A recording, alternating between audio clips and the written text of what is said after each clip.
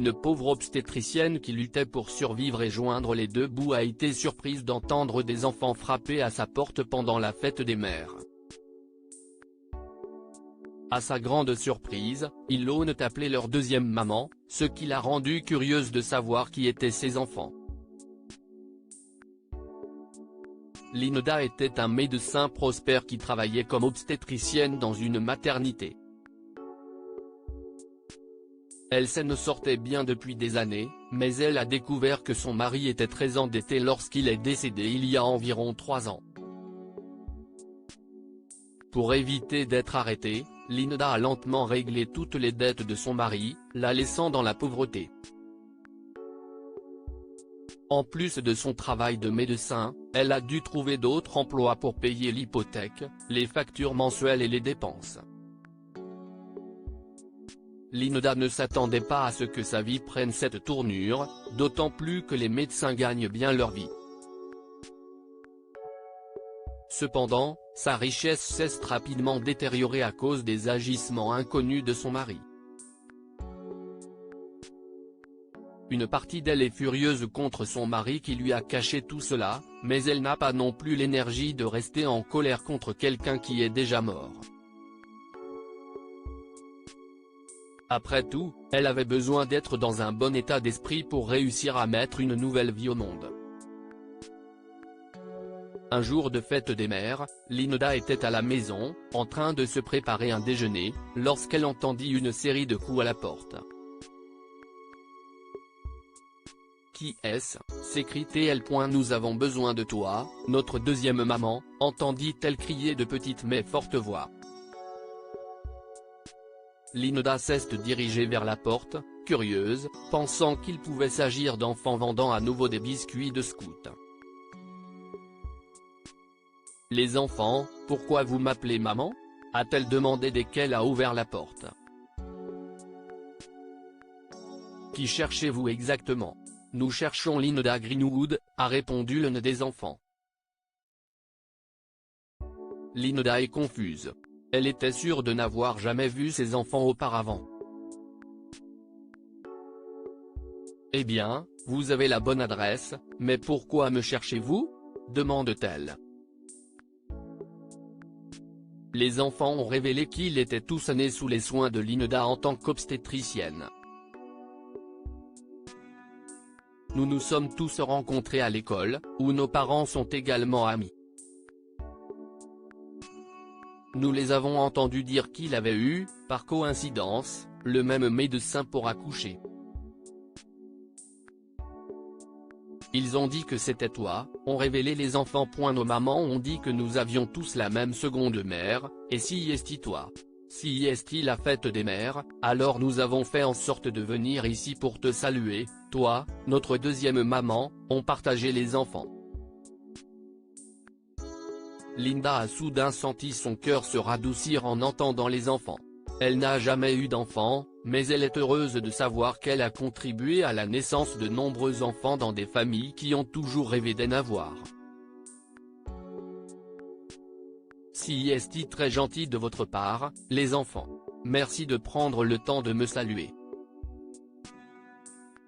Je vous en suis reconnaissante, a-t-elle dit, les larmes aux yeux.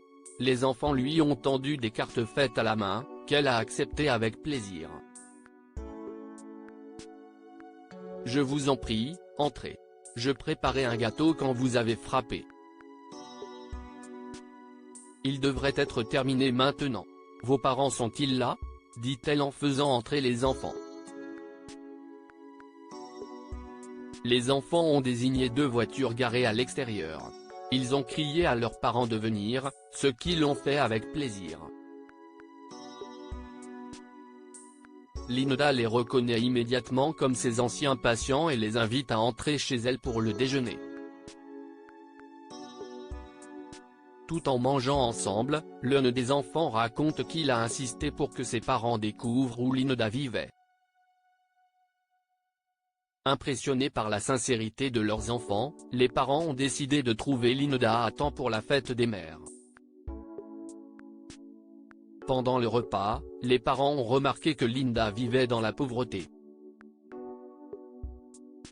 Elle n'avait presque pas d'appareil en état de marche et sa maison était en mauvais état. Il se demande pourquoi un médecin prospère comme elle vit de cette façon. Quelques jours plus tard, Linda sortait de chez elle pour se rendre à sa clinique lorsqu'elle a soudain aperçu les parents qui lui avaient rendu visite avec leurs enfants pendant la fête des mères. « Comment puis-je vous aider ?» leur a-t-elle demandé poliment. Les parents ont révélé avoir remarqué comment Linda vivait. Ils ont décidé de contacter d'autres anciens patients de Linda pour qu'ils puissent l'aider. Grâce à vous, de nombreux couples ont la plus grande bénédiction de leur vie, leurs enfants. Nous ne pensions pas qu'il était juste que vous viviez de cette façon, surtout après tout ce que vous avez fait pour les autres, a déclaré l'un des parents. Alors nous avons tous donné un petit quelque chose pour que vous puissiez vivre confortablement. Je vous en prie, vivez une vie heureuse. Vous le méritez, dit un autre parent en lui remettant une enveloppe contenant un chèque de 15 000 $. Linda ne peut s'empêcher de pleurer.